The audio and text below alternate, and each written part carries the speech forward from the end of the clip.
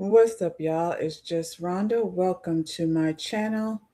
It's hump day, y'all. It's hump day. I feel like I'm coming over here and it's just hump day again and again and again and again. Humpity, humpity, humpity, hump. How's your hump? How's your hump today? I'm dealing with one hell of a hump. I'm dealing with one hell of a hump. Um, I'm trying to move out of this house. My lease is up in September, so we are currently looking for a new place. I did not want to have to, rent another place, but my landlord is turning into a slumlord and it's just becoming more and more stressful, to stay here. So, just little things, just the little things that sometimes, create quite a hump thorn in your side.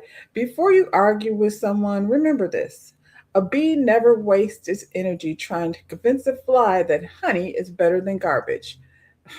That is one word. That's a word. It's so much going on out here. I feel like get online or you're watching the news and you're seeing a whole lot of ridiculousness, a whole lot of ignorance, a whole lot of I don't understand why people can't just mind their own business. Um, I feel like we don't have time to waste on this. We just don't have time to waste on people who are determined to eat shit, be shit, create shit. It's just we don't have time for it. We're in a place where you know technology is changing, the world is changing at a rapid pace. It's becoming harder and harder to keep up. We're under surveillance at all times, which it can be annoying, I suppose. I'm not somebody that has secrets to hide. You know what I'm saying? It's just a regular person with a regular life. And we're being harassed as well. So, if you run across someone, if you're in traffic, I feel like traffic is a big deal. I see a whole lot of road rage happening. Let them people go. Like, don't spend your time and being frustrated and dealing, flipping people off and arguing back and forth and arguing over parking spaces. It's just not worth it. And a lot of times people, don't come home over something so silly. So, focus on your honey and let the shit, be over there with the people that ain't shit and just, don't make sense. That was quite the little rant. Um, hopefully, hopefully it resonated with someone. And and I feel like we do it all the time. Um, it just even in the workplace. If Susie, if Susie is a fly, let her be a fly. We don't have time for that. Um, a lot of folks that the powers that be to swat the flies, and we can just stay out of the way. Let's get on into it. It's hump day. It's hump day. How's your hump? The Humpty Dance is a chance to do the hump. Ah, do me, baby. Nobody asked for any of that. I thought this was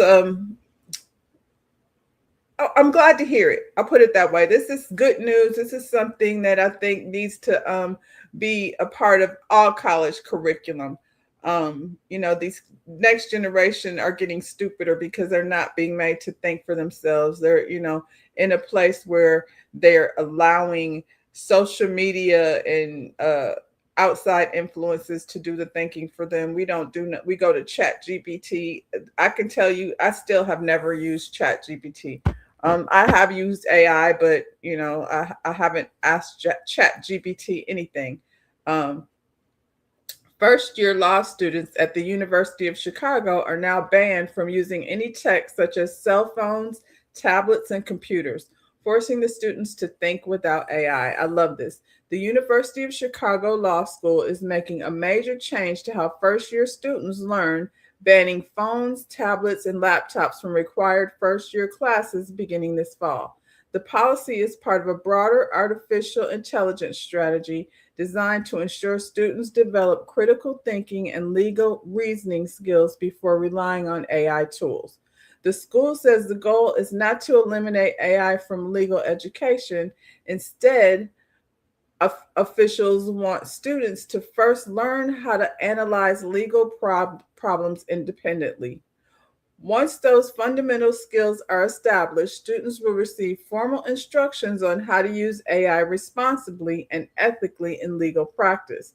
Dean Adam Chilton said future lawyers must be able to think for themselves while also being prepared to use AI in the profession. So they're not saying you can't use it, but they want them to have a foundation first before they get out here. Know what get your mind right first before you rely on AI.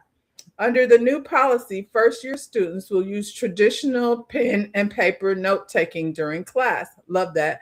Professors designate classroom Professors may designate classroom scribes who can use electronic devices to share notes with classmates, and exceptions will be made for approved disability accommodations for specific classroom activities that require technology.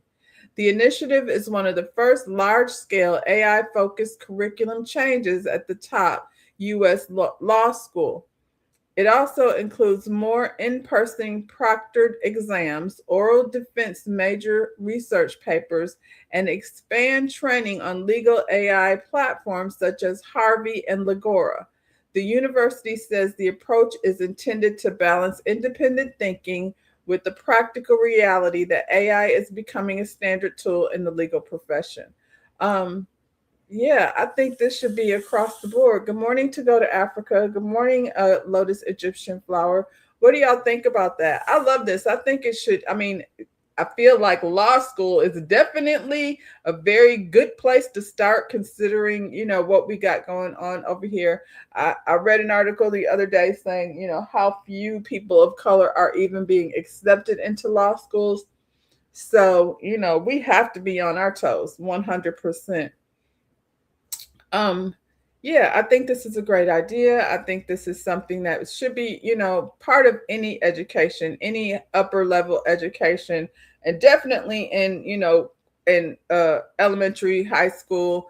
No AI, no computers. No, I mean not no computers, but no cell phones and all of that. Like make these kids go back to old school. I feel like I would take my notes in school and then I would come home and rewrite them just because you'd be writing all crazy and your notes not necessarily clear, but it definitely writing it and then rewriting it helps you to maintain the information when you're scrolling and using your phones and computers for things. I think is definitely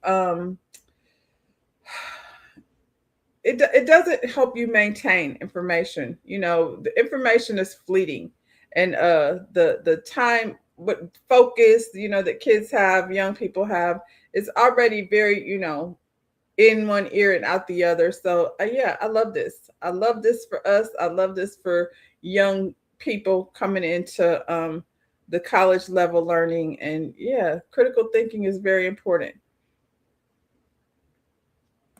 Here's another good news because it ain't a whole lot of good news out there, y'all. At 16, Daquan Miner was paralyzed from the waist down after a devastating car crash. Doctors said he'd never walk again, but 13 years later, he walked across the stage to earn his doctorate in occupational therapy. Not surprised that he chose that as a field, of study. Good for him. The first comment, walking to get his doctorate, beyond impressive. It's a beautiful thing. That just goes to show you, just because they said it's not possible, technology in medical fields and other fields is growing in leaps and bounds. So there's not necessarily going to be you know an end to the diagnosis. There's hope out there. Good morning, Elsid. Yes, please like, share, and subscribe. I'm on the road to 1,000. I think I'm at 654. So yeah, we want to go ahead and I don't know if I have any hypes or if I'm eligible for hypes, but if I do, like if you get the opportunity to hype me up, please hype me up. What y'all saying over here? Blackety black jobs be getting in people's way. That's okay. We need our blackety black jobs, child. Um, That's the way we did it. It worked well for us and previous generations. Yeah, and they're not saying that they're going to get rid of AI. They're saying they're going to we want you to have a good foundation, and then when you have a good foundation, you can learn, how to use this tool that's definitely not going anywhere. It's drinking up all the water, so we need some tweaks and things. Um, we definitely need to go back to thinking for ourselves. Good morning, Kiwan. It's because I think there's a lot of communication with technology. Like, people don't sit and have conversations. We're here in the morning and we have these conversations, and we get each other's point of view and each other's lived experiences, and that helps to build a foundation. So each one teach one, and I'm here for that. And yeah, shout out to this young man. We want to see more of it. We want to see more people of color in the medical field. And so this man went from not being able to walk at all, from a teenager, all the way to becoming an occupational therapist. So, love to hear that. Now, this I found entertaining. And, I'm sure I'm not supposed to find it entertaining, but the U.S. Supreme Court is asking Congress for roughly $20.6 million in additional funding for fiscal year 2027, with the most of the increase aimed at strengthening security for the justice and the court in the court building. About 14.6 million would fund 54 new protective positions, allowing 6 additional security agents to be assigned to each of the 9 justices. The request also includes 25 more officers at the Supreme Court building and funding for the residential security office to coordinate protection at the justices' homes. Oh, y'all scared you want security around to your house too? Then you pay for it. We don't want to be funding it. Y'all pay for it. Shoot. Justice Elena Kagan and Amy Coney Barrett told lawmakers that threats against the members of the court have continued to rise. Barrett describes receiving a bulletproof vest following the 2022 leak of the draft of Dobbs ruling, that, and also discussed a swatting incident at her home. That's wild. That whole swatting thing is very wild. Kagan warned that some threats have come dangerously close to becoming attacks. The funding has only been requested and must still be approved by Congress. I mean, I feel like we ain't got it. I feel like maybe y'all should pay for your own security. That's all I'm saying. I understand y'all have some concerns because the people are mad about these decisions that y'all are making, but we ain't got it. We got other things. We have explosive shit storms happening right now. So y'all gonna have to hold on and pay for your own security. That's all I have to say about fun. Unfortunately, it's needed because of the death threats against them. Why are they having death threats against them? Maybe they should make decisions that will be in favor of the people, especially when it comes to, the gerrymandering and all that stuff. We know that there's 3 of them, you know what I'm saying, that are probably, working in our best interest, and the rest of them, one white woman and them other men, and Uncle Ruckus over here. I don't know. I feel like, yeah, I guess y'all pay for it. We ain't got it. That's where I'm gonna stand on it, because I'm tired of every time something goes to the Supreme Court, they making the wrong decision, and it's based solely on not the 3 that are working in our favor, but the rest of them. So it's been a lot of instant karma going on out here. Let's pray that, the powers that be keep the karma going. How y'all feeling out there? Because every day we out here trying to figure out what we gonna eat, and to avoid shitting explosively. Excuse me, but that's just where it is. So here's a little education on why this is happening. Cyclospora outbreak. I've seen a lot of articles about this new explosive diarrhea parasite. NPR is saying what to know about it. USA Today is talking about how it's changing restaurant menus. New York Times is telling you how to stay safe from it. And NBC is talking about the amount of hospitalized cases. But there's one thing that every single one of these articles is not doing, and that's putting the outbreak in context. Because if you were putting the outbreak in context, you would have to say that last summer, a program of the CDC quietly stopped tracking 6 different pathogens, including Cyclospora. Monitoring was no longer required for the states involved in this program. Dr. J. Glenn Morris, the director of the Emerging Pathogens Institute of the University in Florida, said, quote, "Essentially, CDC is backing off of one of their best surveillance systems." This program that monitored the pathogens, called FoodNet, was the only surveillance system that looked at multiple foodborne illnesses at the federal level. And why did they stop tracking all these pathogens that has now led to this serious outbreak of an illness? Because of Trump's budget cuts. Oh, there it is. The actions have consequences, and maybe funding things like public health actually keeps Americans safe. Maybe all my rambling about how everything is political, everything is political, is because things are actually fucking political. Maybe if the Trump administration hadn't cut $600 million from the CDC's budget, we could actually track the things that make Americans sick. And I honestly think it's really irresponsible reporting for these news outlets to not scream from the rooftops that the reason we're having a Cyclospora outbreak is because the CDC is underfunded, and so they have to limit the pathogens that FoodNet was tracking because of Trump's budget cuts, because it always goes back to who has the money and what is that money being allocated for. There's something they're not telling you about the new Cyclospora outbreak. Who knew? Who knew it was going to lead to this? You said your stomach is intact for now. Me too, girl. But your brain be doing little, messing with you sometimes, and you're like, "Uh-oh, is that the bubbles?" I don't know.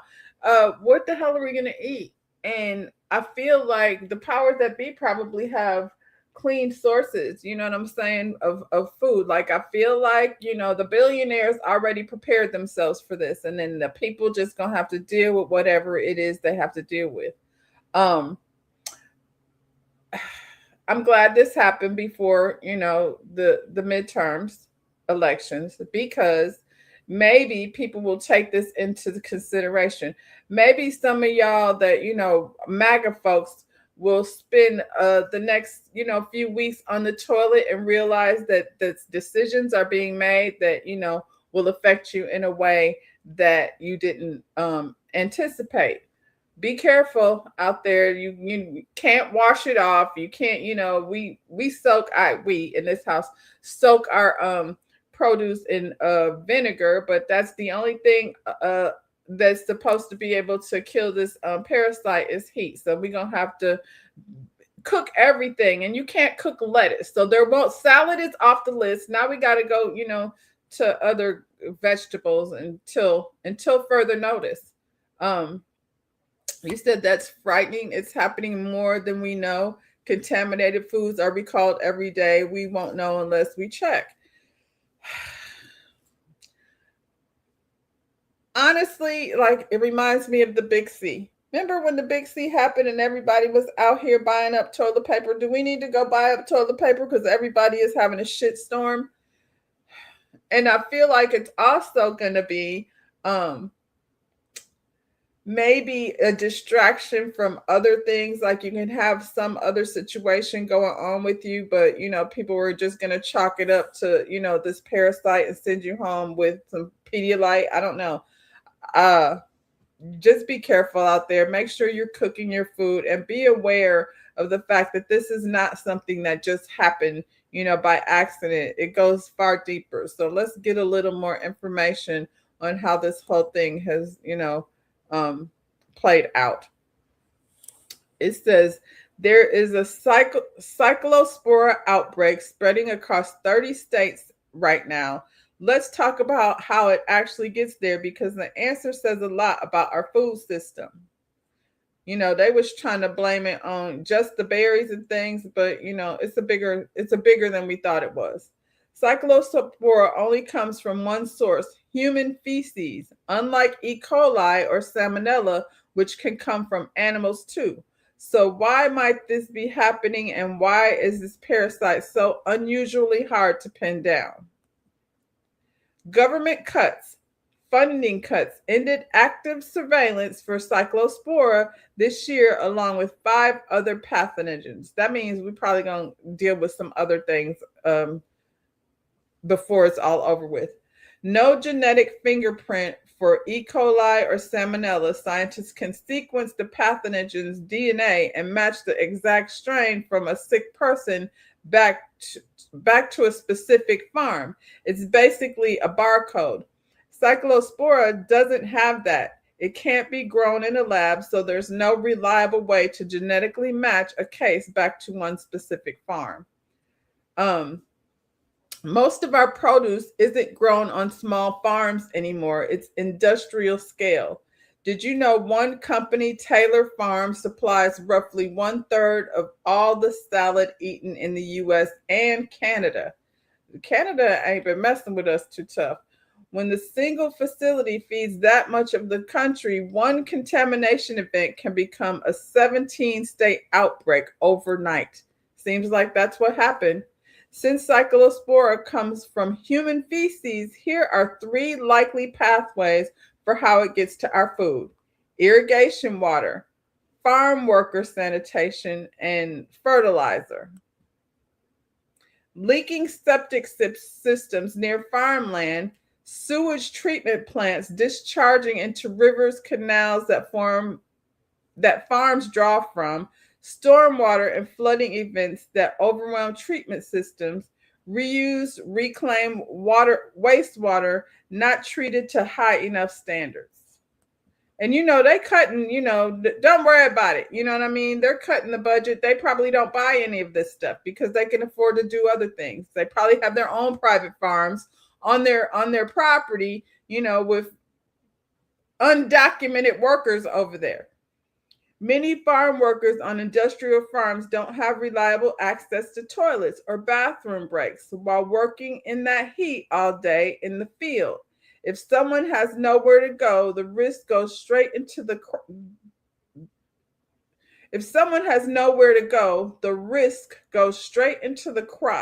This isn't just a food safety issue. This is labor and human rights issue. Here's the part most people don't know. Human waste is used as fertilizer too. Did not know that.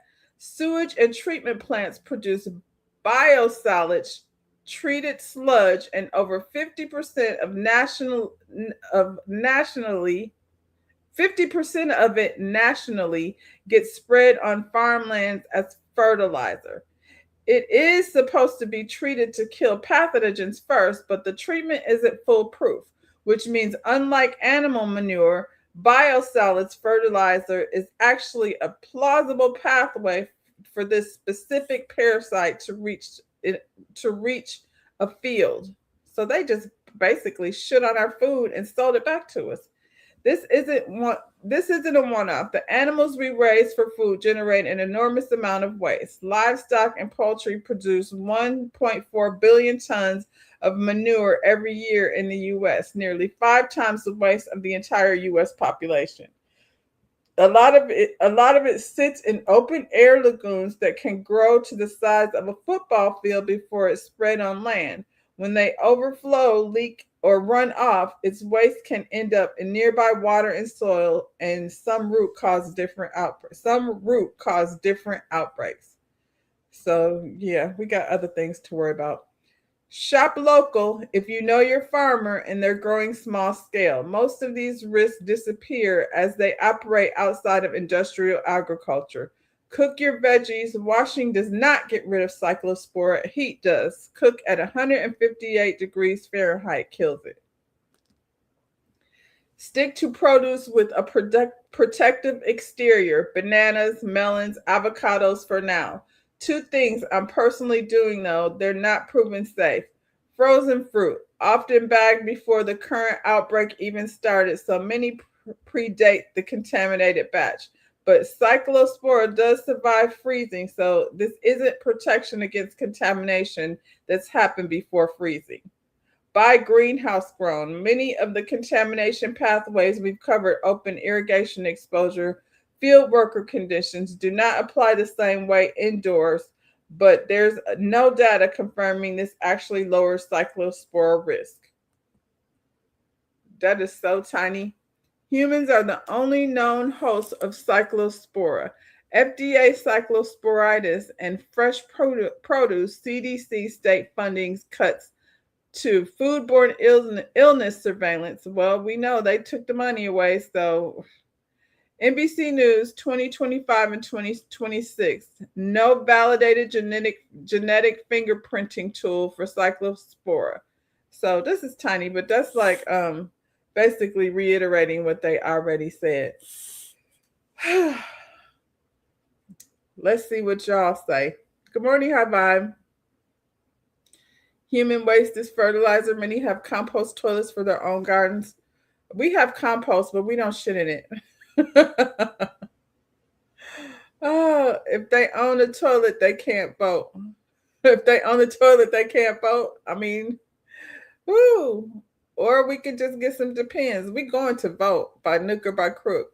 The billionaires aren't concerned because they don't often have the same food source as most of us. Yeah, they don't. They don't. That's why I said they have, But this is the thing. They always think that. They thought the same thing about AIDS. They always think that they are safe from these things. But, that's not always the case. Like I said, karma been coming straight at these folks lately. Solid at an inflated price. Yeah. That's what they're going to do. They're going to pay. We're going to have to pay for all the food that's gone to waste. I went to the store the other day and it was just broccoli everywhere because nobody's buying broccoli. It's very challenging for us because we have to be concerned about problems like that, but we also have to be more concerned about the forever chemicals that are approved by Congress. There is no regulation going on. They just looking at their pockets and, like we said, not worrying about us, the people, because they have different sources. Not Nature Boy. Nature Boy was using human shit as fertilizer for crops out in the wild. And look where he is. I think that's where he got those people, though. Like he had a little bit of knowledge about things and, used it to his advantage. The new leader of the nature of the carbonation is, what's her name? Velvet. Some plants are fertilized by flies, so the compost brings them around. I don't know. I know, like I said, I feel like it may get worse before it gets better. We're going to knock on wood and hopefully, our intestines are free of this parasite and I guess change, the menu has to change. I'm not comfortable eating out though. I think I will be most definitely doing more eating at home. I don't eat out a lot anyway, but yeah, I don't know what the people are doing over there. So salads is gonna be off the list for a while. I have a brand new head of lettuce in there. I ain't gonna bust it open. I don't know. I don't know, child. We just being flim flammed from 1 month to the next. Now they tried it. They tried it over here. They tried to blame Taco Bell. Federal and state health officials are reportedly investigating whether Taco Bell restaurants played a role in one of the largest U.S. outbreaks of an illness that causes explosive diarrhea. We are not going to put it on Taco Bell. I ain't ate Taco Bell in I don't know how long.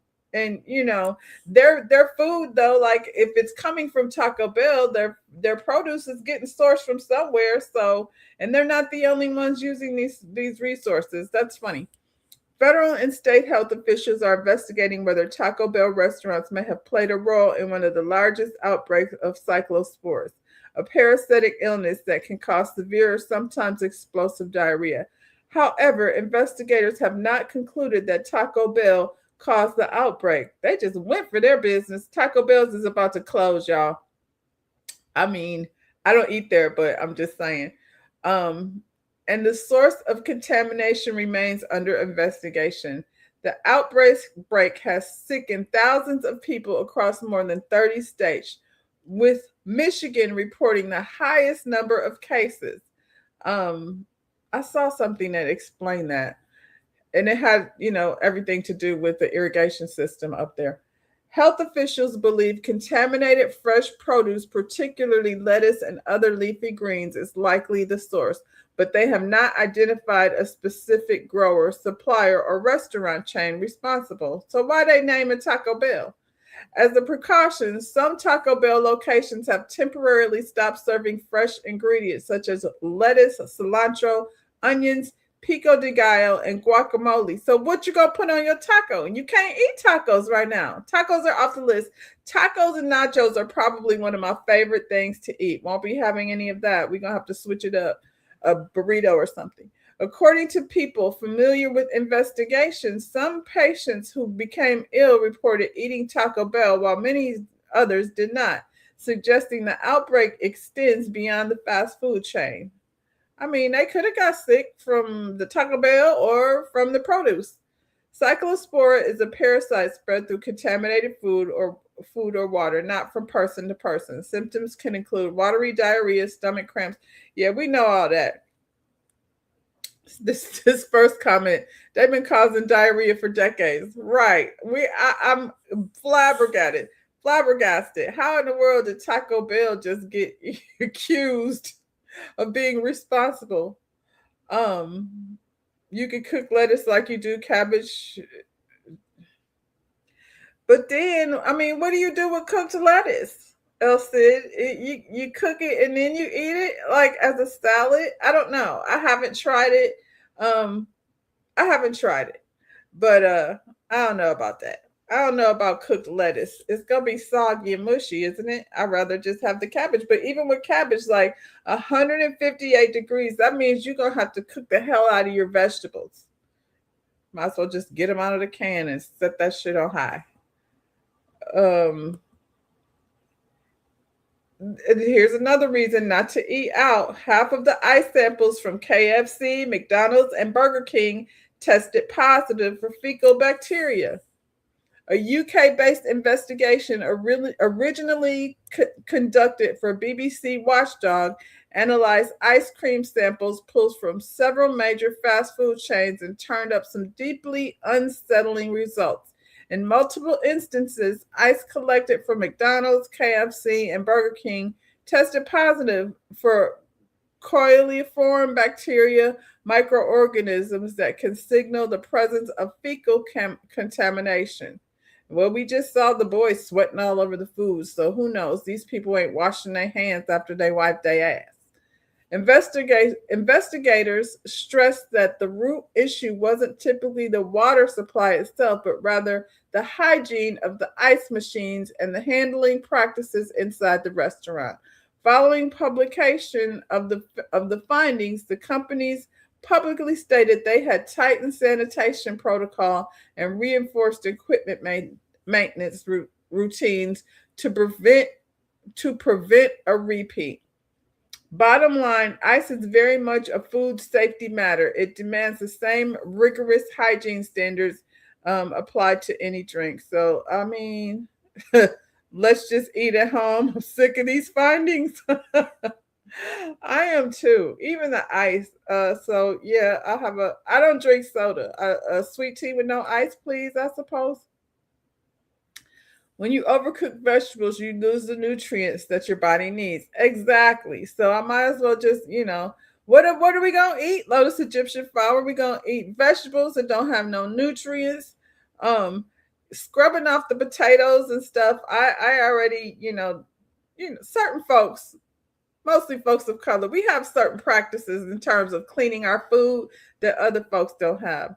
Buy the cheap produce, they're going to throw it out and put it in a compost, or that's what we do, like banana peels, eggshells, just lettuce.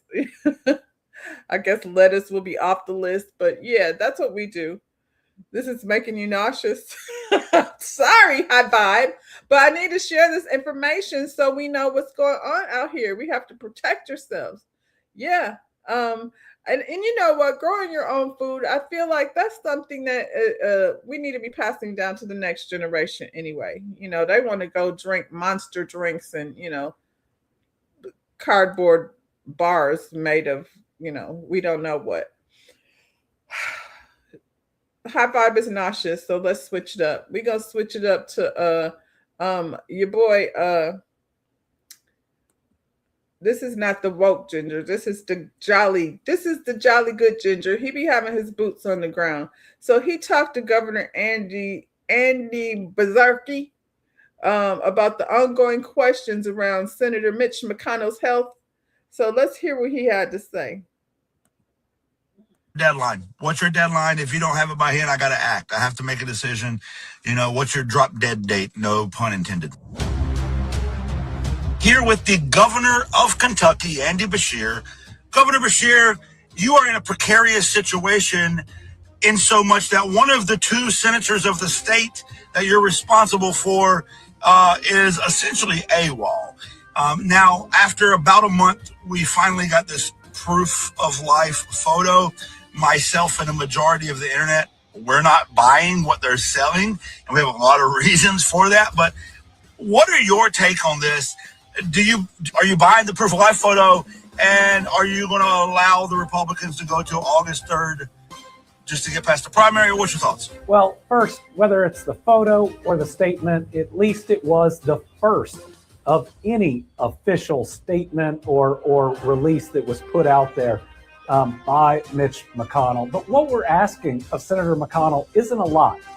Anyone watching this video who has a boss, if they were in a hospital for a month, would be expected to call them and tell them what's going on and that they were going to have the capability of returning to work.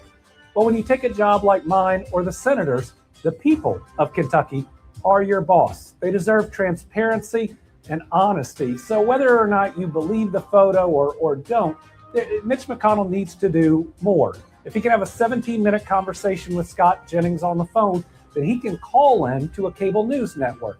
He can do some videos. Ultimately, we need to know that he has the capability and capacity to return to work. And let me just say, this isn't about any grudge for me. We've actually coexisted. I knew one of his daughters growing up who is and was a very good person to me. This is about the people of Kentucky deserving to know what's going on with their U.S. senator. I appreciate that you bring up the fact of capacity. I said this on my platform just a few days ago. Whether or not, actually, I think I said this before the photo came out, but whether or not he's alive, I have a lot of questions about his capability to perform his duties as a senator, which, by the way, started way before this mysterious hospitalization a month ago when he appeared to have a stroke in front of all of us at a press conference, and it's gotten worse since then. So, his office's, refusal to let him be seen and answer questions and show cognitive ability leads us to believe that he doesn't have the cognitive ability to be a senator. And as you and I both know, if they can make it past a certain date, then it ties the hands of that Senate race. So, what are your options and what are you thinking? Well, I believe that there are more options than may be out there. And again, my hope is that he will provide us proof of capacity and we don't have to reach these questions. But, our Republican supermajority in the legislature is so worried about me as governor trying to fill a vacancy with the best person that they passed not one but two laws. They can't make up their mind. And the reason they passed multiple laws is we have a section of our Constitution that, at least in its straight, plain words, says if there is a statewide office that is vacant, a governor can make an appointment. Now, the question is a federal office, does a federal office fall in that section of the Constitution? I'll tell you this, before there was any statute on the books in Kentucky about how to fill a vacancy, governors filled those vacancies, and they did so under this part of the Constitution. So if we determine there is a vacancy or a lack of capacity, I as governor am going to look at all my options. Well, I mean, we just watched the governor of South Carolina cartoonishly fill a vacancy with Senator Graham's sister. I mean, it's just such an insult to the American people that we're treating Senate seats as if they're gifts to be passed along rather than be taken serious as representative of the state. And I think you're right. This is a statewide office. So I'm going to push on you one more, or just a little bit harder. You said there are options. what are the options? Like, what happens if he fails to meet his criteria, or this simple criteria of proven cognitive ability? Well, the question is, when would a vacancy actually occur, and what would it take for there to be a vacancy? And that's pretty vague under the law. But if there is one, then the question is, what's the timing? Can there be a special election? When would that special election be? And can an appointment be made during the interim? Those are all the questions that would have to be addressed. And all I'm saying is, I'm keeping my options open because Kentuckians deserve to be represented. There are lots of important things going on in the U.S. Senate and in Washington, D.C. right now. I'll tell you this, if I do have the power to fill a vacancy, I sure as heck ain't taking Donald Trump's recommendation. I would appoint somebody who I know would stand up for Kentuckians, and unlike just about every Republican in Washington, D.C., would actually uphold the Constitution that they swore they would. Governor, last question. What's your deadline? What's your deadline? If you don't have it by hand, I got to act. I have to make a decision. What's your drop dead date? No pun intended. Yeah, I'm not sure that there is a drop dead date that I can enforce, but over these next couple of days, it is incumbent on Senator McConnell to do more. Again, I'm not trying to push someone who is sick. It's just that the speculation, as you know, is rampant that's out there. And who is the one person who could put it all to bed and all the rest? And that's Senator McConnell. You just give up some of your privacy in these jobs, especially if you've been in the hospital that long. And I go back to the very first thing I said. Just about anybody out there, if you're out of work in the hospital for a month, you're calling your boss and you're explaining what's happened and what the path forward looks like. That's all we want, honesty and transparency. Anyone watching this video who has a boss, if they were in a hospital for a month, would be expected to call them and tell them what's going on and that they were going to have the capability of returning to work. But when you take a job like mine or the senators, the people of Kentucky are your boss. They deserve. So I don't know what they gonna do. I saw the first comment said, go to the hospital. I don't think they'll let him in. You said, in your opinion, Graham and Mitch did a final destination swap. I mean, I'm willing to believe anything at this point. Aliens, all kinds of stuff. He needs to go ahead and start preparing to pick a Democrat to replace Moscow Mitch. Mitch is probably deceased. It's just wild how they're doing things. It's just wild. And, we sitting here watching it with our, hands sitting on our hands. Kentucky's current state is due to Mitch. He caused a lot of damage to the state over decades. Even though the people don't realize the mess they're in, they might realize now. They might be starting to see where, things are fractured over here. And it's, what is August 3rd? That's right around the corner. The primary reason they aren't admitting that he's near death is because 47 is terrified of having another Democrat in Senate, especially one who's representing a MAGA state. And he said he will not be picking nobody that Donald Trump recommends. So, we got to take one little step, in terms of hope that we can get. I'm not going to say what I really, want to say, but, hopefully this man gets the opportunity to fill that seat. You know what I'm saying? And we can move along. Shall move along. On to another subject. Should employees lose their jobs over what they post off the clock? Social media posts can disappear in seconds, but the career damage may last for years. Employees may review workers' public accounts when controversial comments, offensive jokes, confidential information, or online fights begin reflecting on the company. Supporters of termination argue the business have every right to protect their reputation, because customers and workplace culture, especially when an employee posts involve harassment, threats, discrimination, or conduct tied directly to their job. Still, critics say companies should not control every opinion employees express after they clock out. Most private sector workers do not have broad First Amendment protection from workplace consequences. However, federal labor law may protect employees who use social media to discuss pay, benefits, scheduling, or working conditions with coworkers. Some states also offer limited protection for lawful off-duty conduct. That leaves the employee balancing accountability against overreach. Should one reckless post erase years of strong work? Should punishment depend on the employee's role, the post severity, and whether it actually harmed the workplace, or does representing a company mean your personal page is never completely personal? What do you think? I think if you over here posting stuff that's going to interfere with your livelihood, make your page private. Simple.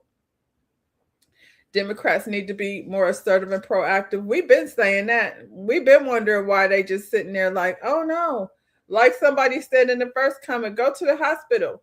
Did you go over to the hospital and are they going to say, sorry, he can't have any visitors? Why not? He's doing fine. The people said he was good. I just want to go, say what's up to the man. You said Graham wanted to sanction Russ. That was a no-no. So put it made in him some tea. What? I'm sure that was me. You said Graham wanted to put sanctions on Russ. That was a no-no. So put it in made him some tea. Not put it in. Is it Putin? I don't know who did it, girl. Yeah, do you think you should be fired based on your social media posts? This is why you stick to dating shows? What? Oh. It's funny. It's a picture of two Black people, but the main people losing their jobs is the racist white employees. Yeah. I'm guessing that's because of the source. Who is the source? Well, it's the Jasmine brand. We don't even really necessarily be online. Yeah, you're right. We don't really be online posting that type of stuff. But yeah, I didn't even think about the people they chose. If you're racist, homophobic, etc., yeah, you should lose your job. And I think that's mostly what happens.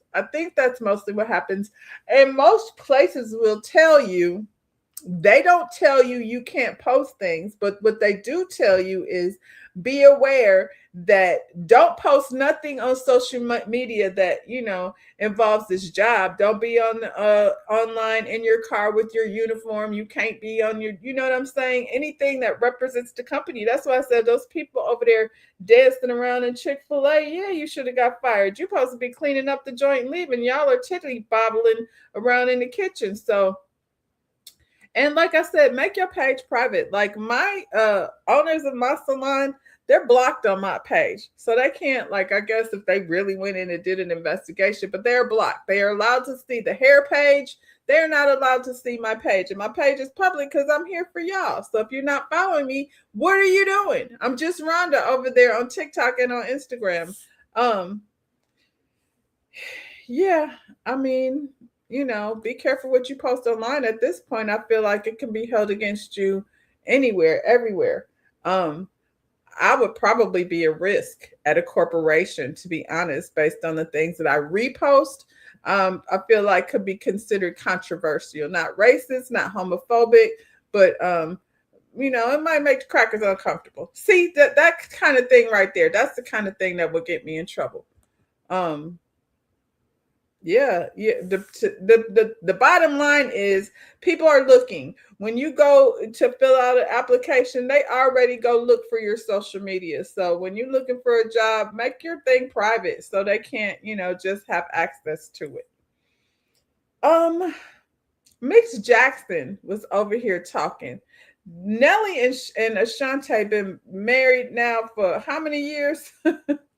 And Miss Jackson is over here still. First of all, I always look at Miss Jackson like, Miss Jackson, Ashanti hit it first. So, yeah. So what are you over here talking about, girl?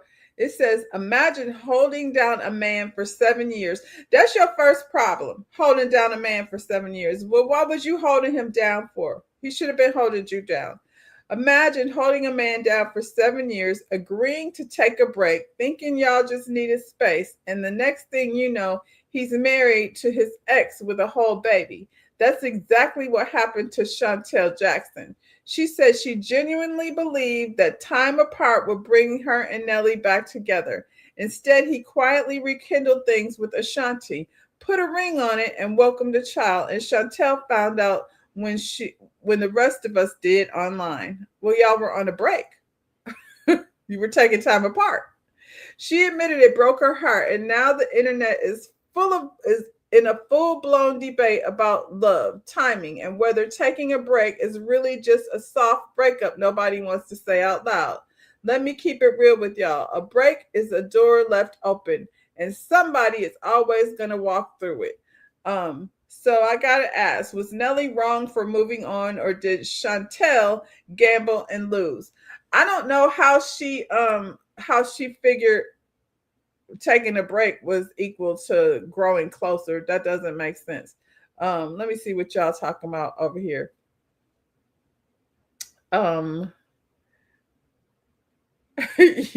Using cracker as an issue. I know, but I like it. It's just so much fun. I'll try to stop, probably, maybe. I don't think it's gonna cause any problems. I'm my own boss.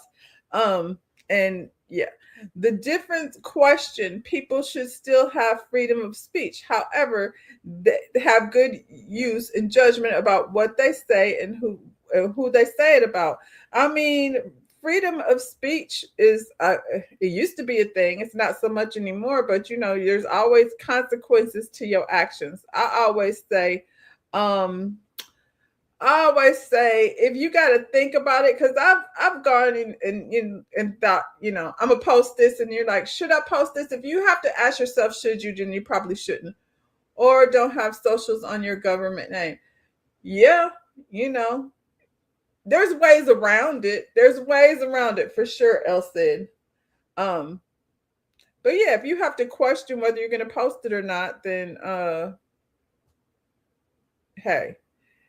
Elle said, I saw that Lotus Egyptian shower. That was so funny. You preparing for your documentary. That was cute.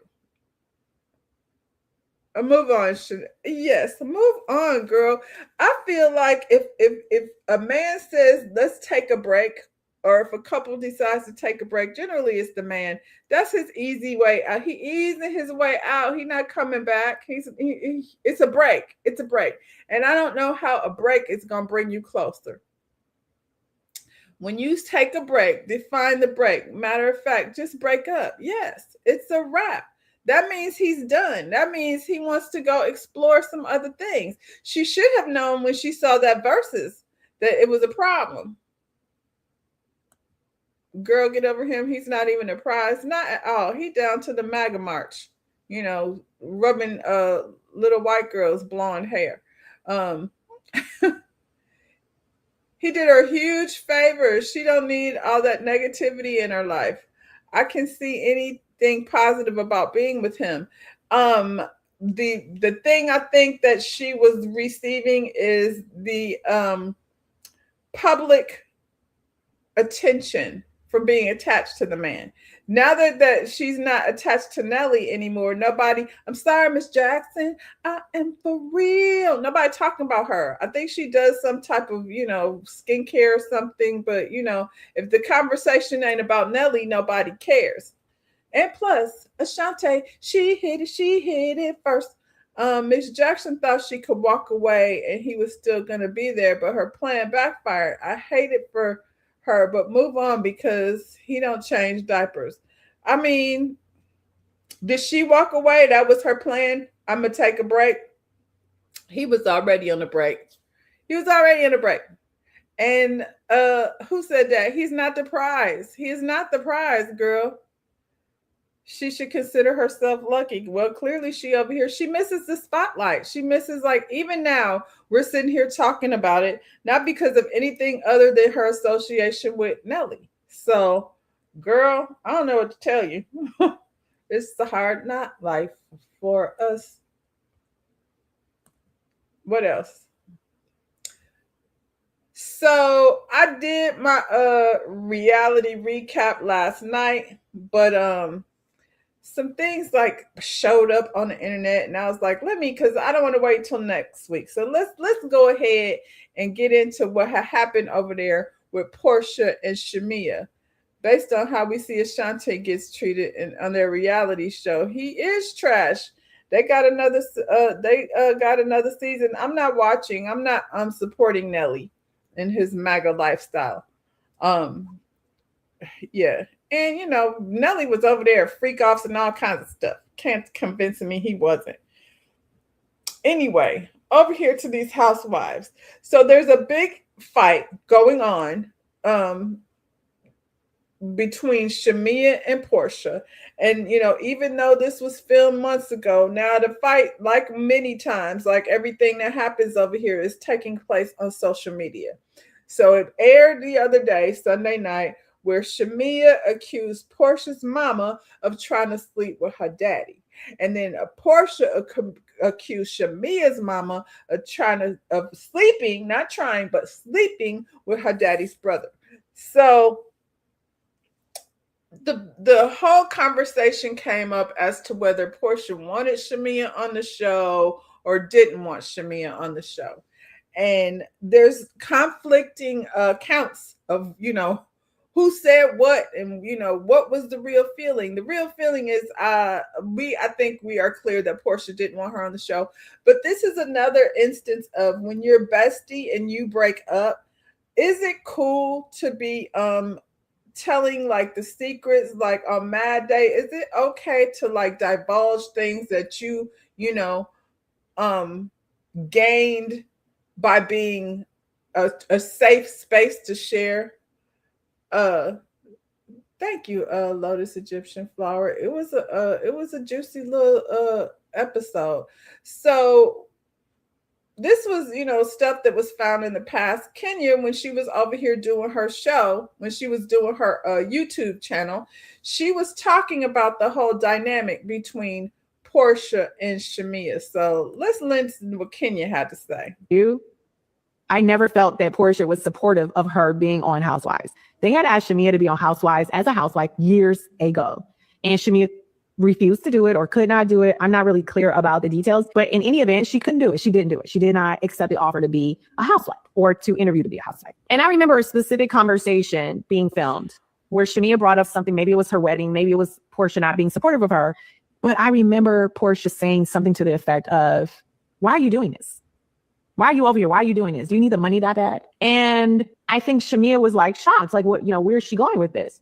And the gist of the conversation was, can't you just let me have this and you go over and do what you need to do? But this is my platform. You need to go and either be my support system or go away. That was the gist of the conversation. Now, I've been on that show, was on that show, still am, still employed, not on the show currently, but for 12 years, I've seen and heard a lot. I've never lied on anybody. Never. I'll just tell you, I never felt that Porsha was supportive of her being on Housewives. They had asked Shamea to be on Housewives as a housewife years ago, and Shamea refused to do it or could not do it. I'm not really clear about the details, but in any event, she couldn't do it. She didn't do it. She did not accept the offer to be a housewife or to interview to be a housewife. And I remember a specific conversation being filmed where Shamea brought up something. Maybe it was her wedding. Maybe it was Porsha not being supportive of her. But I remember Porsha saying something to the effect of, why are you doing this? Why are you over here? Why are you doing this? Do you need the money that bad? And I think Shamea was like shocked, like, what, where is she going with this? And the gist of the conversation was, can't you just let me have this and you go over and do what you need to do? But this is my platform. You need to go and either be my support system or go away. That was the gist of the conversation. Now, I've been on that show, was on that show, still am, still employed, not on the show currently, but for 12 years, I've seen and heard a lot. I've never lied on anybody. Never. I'll just tell you, I never felt that Porsha was supportive of her in that role. However, that's not what I see with Shamea and Porsha. What I see is like never. Y'all know that. I just remember jealousy. What I see is somebody putting their foot on somebody's neck and saying, you stay down there. I want to be the queen of this. You go find your own thing, which is basically what she said. I mean, I think we already know what that is. It's not a friend. Anyways, no friend I would want to put in that role. However, that's not what I see with Shamea and Portia. What I see is jealousy. What I see. Told a lot of lies last year. You did, and I let him land. Even down to the fact of you saying to Andy, oh, didn't I always want her to be a part of the friend group? Andy, have I always wanted Shamea to be on the show as a housewife? Yes. Yes. You and I both know we sat down and had a whole conversation about me being a part of this friend group. And you said, Shamea, you sing, you dance, you act, you got the hops, all this stuff. You said this was your thing. This is your friend group. I'll bring you on as my friend on the show. But no, I think it might mess up our friendship if you actually come on as a full-time housewife. That's what you said. Why are you so lying? I've always held on to that. Why would I lie? Why would I lie about that? That's what you said. I don't have a reason to lie. But you do, So that's what I'm trying to figure out. But Why are you you do. still doing it? You're here with these girls and you're doing the same thing. No, I'm not. I don't even know why. No, you what want I am those gonna text do though is messages speak from up. It told a lot of lies last year. Okay, so ain't nobody lying on Portia. Let's see. Oh, y'all been going in.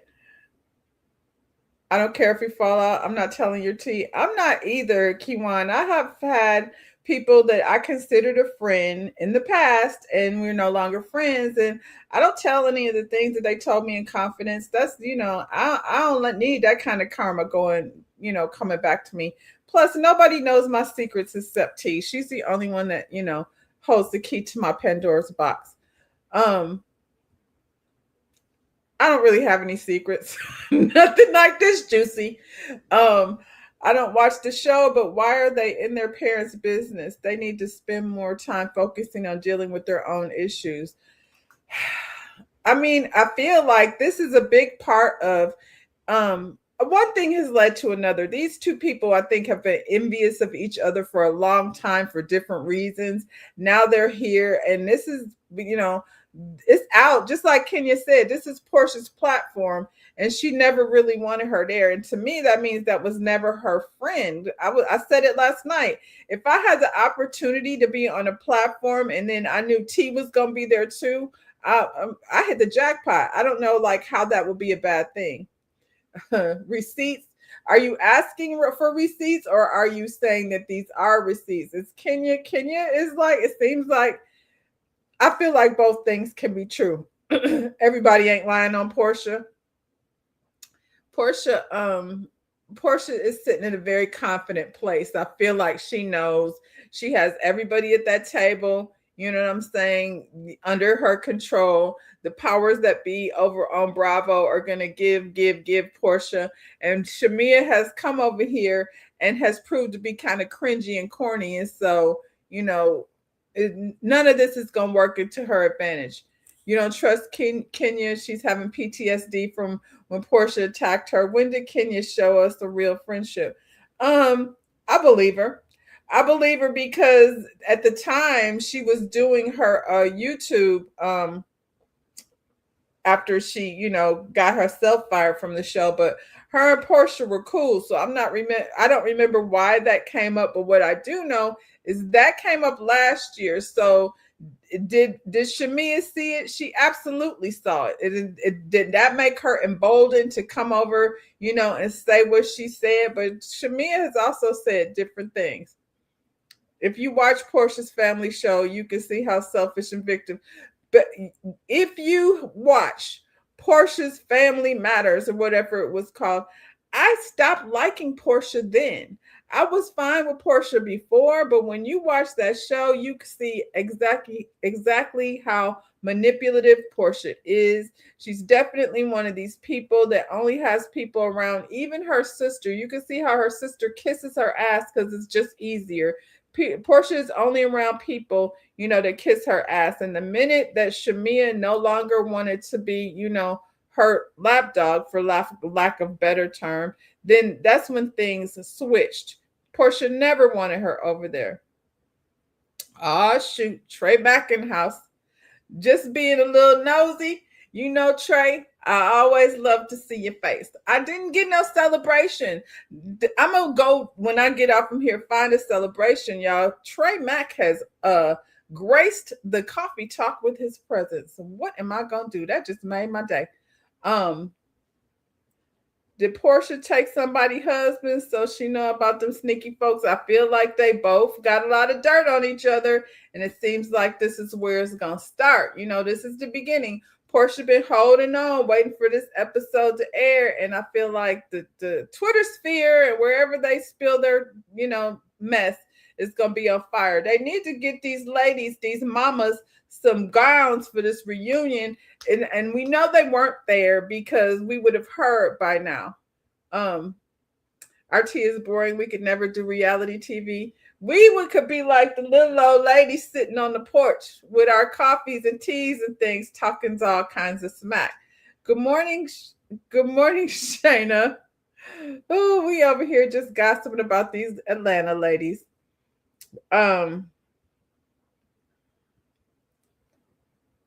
Portia lies frequently. Yeah, whenever her mouth opens, generally there's something coming out of it that's untrue or exaggerated. You said Portia's spinoff had me defending Dennis. I know, we never want to do that. Portia smacked Dennis' mama upside the head with a boom mic or whatever. When you will slap the shit out of your fiance's ex, well, he was her baby daddy, because she was over there with her baby daddy and a fiance. That in itself is wild. That just is a testament to how Portia and how she thinks, how her mind thinks. She had her family over there. She had Dennis over there. She had Simon, her fiance, over there. And she lost her wig when Dennis, not her fiance, but her baby daddy, had, brought one of his, what he likes to call work. When he brought some work to the vacation, Portia lost her mind. Shamea should have held this clip for a close range shot like on the reunion. Shamea should have said this last reunion when Portia was sitting up there lying. And the way she brought it up here, it was kind of odd. Like, she said prior to this scene that she felt like a teenage pimple that was ready to explode. And so that's what happened. She was holding it in. Even K. Michelle was like, she been holding that in. You said, and with my presence, all is blessed. Peace upon child. I'm going to take it. I'm going to take it, Trey Mack.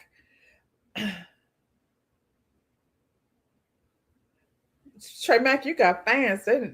Father Trey Mack in the building. You got fans. You should make yourself present over here more often. I would love to hear your take on some of the current events that we have discussed this morning. Portia lost me when she didn't show up to Shamea's wedding. She's never had to show up to Shamea before. And it wasn't, I feel like even though they were fine at the time, I feel like Portia was never going to do that. She was never going to go show up for somebody. You know what I'm saying? Especially when she don't have a husband.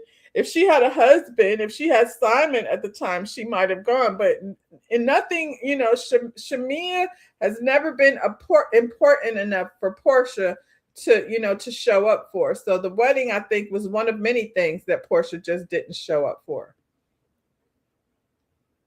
Dennis is the one that got away. He ain't got away. He right there. He's still right there, causing drama. Dennis is the reason why they over here fighting in the first place. If he wasn't over here saying that Portia don't want Pilar to go over, that's where the fight started. But Dennis is in his feelings because he doesn't know how to deal with the fact that Portia is a whole lesbian. He's questioning his manhood at this point, probably. Then she told her family they could not talk about the incident. Sure did. After she slapped his mama upside the head or whatever she did, then they got to that table the next day and was not allowed to even discuss it. That was the worst show. That was the worst show. And the fact that it never, came back is a testimony to how, it just wasn't good for Portia's image. Talking about the mothers was distasteful. Shamia continues to show her low vibration state of mind while living in luxury. What a shame. Now, I'm going to say this. There's a big difference between saying, your mother bought my mother's daycare and then flip it to your mama tried to sleep with my daddy. She didn't sleep with your daddy. She tried to. That whole word tried has me like, But, based on what we see of Miss Diane, I believe there was something, inappropriate probably going on, because much like her daughter, Miss Diane probably feels like she deserves the attention of everyone, even if it's your husband. Porsha was jealous of her sister, and Lauren does the same thing. If you look, Lauren does the same thing that Shamia does. She, kind of backs off and let Porsha have her moment, and the behavior of everyone around Porsha is the same as Shamia. Shamia just getting, blasted for it because she came over here on this show. If they gave Lauren a peach, Porsha would lose her mind. Porsha is a true Jezebel, and her mama just might be one too, child. You said, why are people just clocking the bird? Not the bird, that is Porsha. I clocked her the moment she first popped up. Throw the seeds out, let them pick. She's definitely a bird, Trey. I would say I didn't peep it at first. So much probably because Kenya was, doing all the things that she was doing. And it had nothing to do with Porsha at first, but she was flirting with Apollo and all the things that Kenya was doing that was inappropriate. And then Porsha was over there being Cordell's like timid little wife. And, that kind of made people see Porsha as the innocent over there, like thinking that the Underground Railroad was a train and 265 days. She was doing her best Jessica Simpson impersonation, and it worked. This is the very reason I don't respect Lauren or Shamia, because they let Porsha have their way. Their behavior is the same. And then now you got, the Porsha corner over here, Cynthia and Drew. Porsha dog Drew out last season just for her to be over here, being her, naked hair bestie. We definitely peeped it with Candy and Simon. Yeah. You talking about Porsha? Little by little, once she divorced, what's his name, Cordell, her true colors start coming out more and more and more. And then we find out afterwards she was over here locked in a room with R. Kelly. Like Porsha been out here in these streets for a very long time, and she's still doing the same thing. So we're gonna see. What's this girl's name? Shay might be her karma. So here's Shamia over here doing an interview. This was, before, I don't know how long ago this was, but this is, her. One minute she's saying Porsha said she didn't want her on the show, but now she's offering up a different explanation in an interview as to why she wasn't on. And you're from Atlanta. You're in Atlanta. Mm-hmm. You meet all of the qualifications in order to be official with the Peach. Is it that you don't want the Peach, or has the Peach never been offered to you? No, the Peach has been offered several seasons. Okay. And I hate to sound like that because it sounds so like, oh, you think I had a Peach or I was offered a Peach. But no, really, it really truly was. Candy can vouch, just so can Porsha. The problem is when you are a Peach holder, you have to show all of your life. And that includes my husband. Yes. Mm-hmm. And whereas he supports me being a part of Real Housewives of Atlanta, he doesn't want to be a part of it. So I have to respect that, I mean, my family and my home life is my priority. And I guess for as long as he won't be a part of the show, I won't hold the Peach.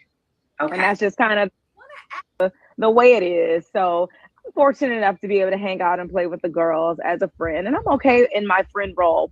So when I see comments like, oh, she wants a Peach so bad, I'm like, I would love to be able to showcase all aspects of my life.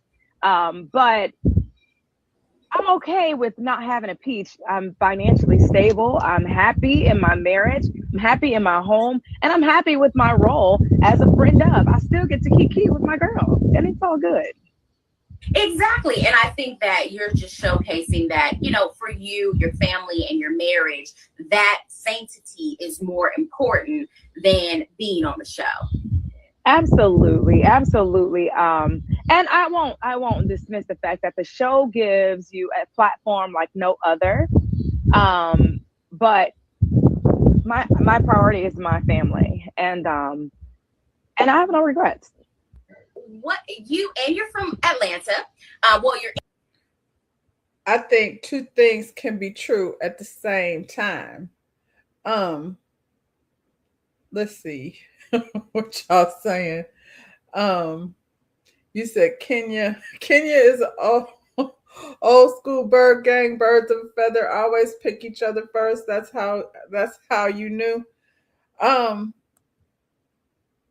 You know, I've never been a Kenya fan. And, you know, from the very beginning, I'm going to take that back. I absolutely loved Kenya before she was a Real Housewife. Like, you know what I'm saying? She was Miss USA and, you know, loved Kenya. And then she got on here and, you know, she fell into character as the villain. So it's a TV show. And up until like that last season, Kenya didn't get on my nerves.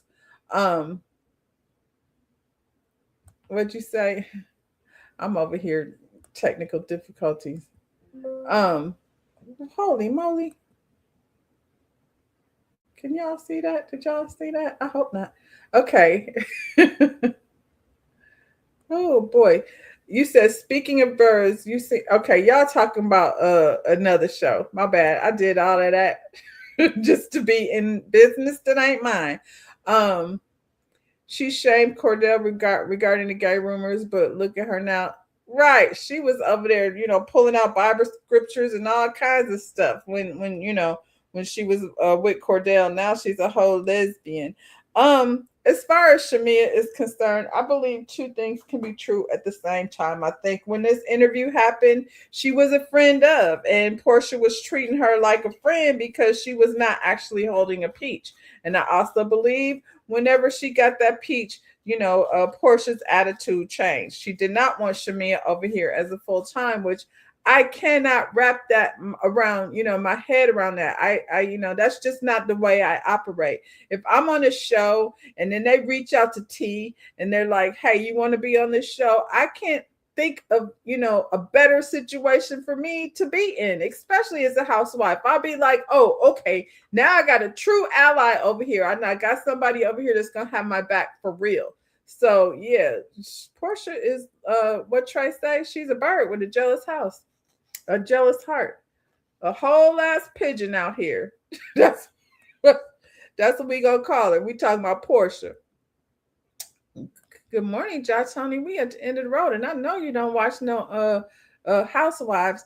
Well, okay, so the fallout is not over. Like I said, this episode just aired, so now here comes the mess that we gonna, you know, have to deal with. Shamea has not responded, but Porsha came back from her vacation and she said, wait, just catching up here in the Bahamas. I can't believe there are actually people talking about my mother and mentioning my daughter in a negative way. Was this really worth it? I'm guessing that question is for Shamea. Shamea took this way too far. You're not innocent while you've got people discussing my mom, in all caps, because of a lie you told on this show. If we're going to discuss it, keep it between us. Now let's discuss you, all caps, sleeping with your manager who's married to one of your high school friends, as well as a pastor in Decatur who's 100% on your roster, along with many more. Uh-oh. This is where Angela Oakley did her investigation. This is low down. Porsha coming with some, you know, is it true? Is it not true? And then this is the thing. Somebody tell Portia nobody said anything about your baby, PJ. I don't remember anybody saying anything about PJ. And we've been talking about your mama for a long time.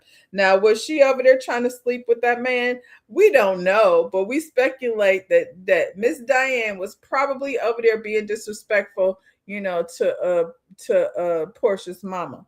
And I feel like Portia's mother and Portia and Shamia's mother had the same kind of discourse that Portia and Shamia have. I think it's probably the exact same thing based on you did this, I dated this man, you was sleeping with that man, you tried to sleep with this man, you bought my daycare. I feel like the competition, has always been the same. She was over there last season telling what she say, you can't trust a dog in a bone or something she said about Shamia, which was uncalled for. That is the tea. Who's the pastor in Decatur? I don't know, child, but see, this is this is what happens when besties break up and then they start telling each other's business. Portia has nothing to lose. Shamia has a lot to lose. And Gerald could be a great man and all the things that Shamia says about him, but she has not provided him with that boy child that, she's so worked up about. And she also, no man is going to be able to keep sitting there listening to somebody say, that their wife is sleeping with all these different people. Now she talking about the pastor and the manager. Gerald gonna be looking sideways at everybody. You know what I'm saying? And Portia could care less. You said, girl, we would been discussing your mom, and you always trying to flip it on somebody else being a whore to cover up your own whoreness. They call her Horsha. I don't know. This is where things get ugly. And like I said, Portia has nothing to lose. Shamia has a lot to lose. And the way she be over here humping on Kelly, Britt Eady said that there were rumors about Shamia cheating. Like the cheating thing has come up and now Portia is feeding into it. Kelly was sleeping with somebody's husband and Shamia was sleeping with the pastor. A real man will not be disrespected by his own wife. Well, I don't know about a real man, but I know Gerald, as great as Shamia, he's a great man. I'm sure he's a great man. He's also a Nigerian man, which culturally I feel like is not okay for the people to be out in his streets talking about how many people his wife is sleeping with. They talking about Shamia be outside. Shamia do be outside. She wants, she wants her rum to be, in a bottle the shape of her ass. Like the things that she does gives outside. You know what I'm saying? It's not giving, wife. I think, I ain't nobody's wife, but I do feel like when you're single, you definitely don't behave the same way as when you're in a relationship. When you get in a relationship, you switch into, wifely girlfriend mode. Didn't she say Kelly was sleeping with a Nigerian pastor that was a flight attendant? I don't know if he was Nigerian. He might have been. Was they sleeping with the same pastor? I don't know. Portia be throwing shit out there just, to see if it'll stick. But, it's enough to cause speculation, I would say, especially like I said, if Shamia was walking around here like a little church mouse, we would be like, girl, stop. You know what I'm saying? But the way Shamia behaves, and I'm not trying to slut shame her. I'm just saying she was married to Gerald last season while she over there at Jib Jab with all kinds of oil and stuff up in her booty crack based on the grinding on those, men over there that we couldn't even see. They was masked men slathered in oil. And these ladies came back, to the hotel room slathered in oil with oil in places they couldn't reach. Some of them had to get assistance removing the oil from their ass crack. I don't know. Gerald is probably doing dirt acting like Jonas from Polygamous. He might be allowed to. I don't know. Shamia does not give happy. She says it a lot, but Shamia definitely gives sad. And I don't know what that's about. And it can be because Portia. whole time is Phaedra who made those lies up. Well, Phaedra is just sitting in her confessional, and her confessional, I'm going to give it to her. Phaedra's confessionals, like, she looks amazing. Hair on, I've never thought of, Phaedra is, a well-dressed person, but whoever she got styling her this season, she in there laughing and cackling at these girls because we still, as per usual, know nothing about Phaedra. Phaedra said, I'm going to get glammed up and I'm going to go sit in this confessional and I'm going to laugh at y'all's ass for being a fool. So, yeah, I just wanted to go ahead and get that one out so I can keep up because, by Tuesday, there will be several other posts, I'm sure, with them going back and forth. What Gerald needs to do is turn the TV off, turn the Twitter off, turn off all that stuff, and, let's stop because it's only going to get worse from here, I bet. Yeah, you said Shamea definitely doesn't seem happy. She lost her friend and she's worried about having a son. I wonder though, like, it's like, what do they call it? Stockholm? Like, why is Shamea so attached to that particular friendship? Because we've all this time thought that they were childhood friends and they grew up together. And then, Shamea went on with Carlos and said, well, we weren't friends like that. Our mothers were friends and we used to hang out because our mothers hung out, just like how she wants her daughter to hang out with Pilar. That's a good reason to not do it. We see how that worked out. And then I guess Shamea been trying to do this entertainment thing and Portia has. So I feel like they've been in competition with each other all along. Shamea has high profile friends. She's Candy's best friend. She's, she's over there with the It Girls of Atlanta. She works for the Pogs. She has this job down to the radio station. If I were Shamea and she's got this wealthy husband that's living this lovely life, I could give a shit what Portia is doing over there in Simon's house. If you had any type of, I don't understand the attachment that Shamea has with Portia in terms of this friendship that never was. The more they talk, you know what I mean? The more it seems like there really was no friendship. And sometimes you can have a friend in your life, and I'm talking about Shamea, you can have a friend in your life that's there acting as your lapdog while they're envious of you the whole time. So, I'm going to give a little side eye to both of them. They both, to me, are a little bit, off. Because if I had the life that Shamea is supposedly so happy to have, Portia could go fly a kite. She's the one over there scrambling to figure out which two men and a lady that she wants to spend her life with. And, Dennis over there causing all kind of confusion. So, yeah, I'll be here waiting to see, what's the new updates on the tea on who these people were sleeping with down to the Nigerian culture in Atlanta. And I'm going to leave it there, y'all. Enjoy the rest of your afternoon. Don't let your hump get you down too, confused and kerfluffled and, worked up. We're going to go on over this hump and get on through the rest of this week and try to keep our intestines clear of any type of parasites that may or may not be caused by the water, the vegetables, and, everybody enjoy chocolate chip cookies and, junk food weekend. Bye, y'all.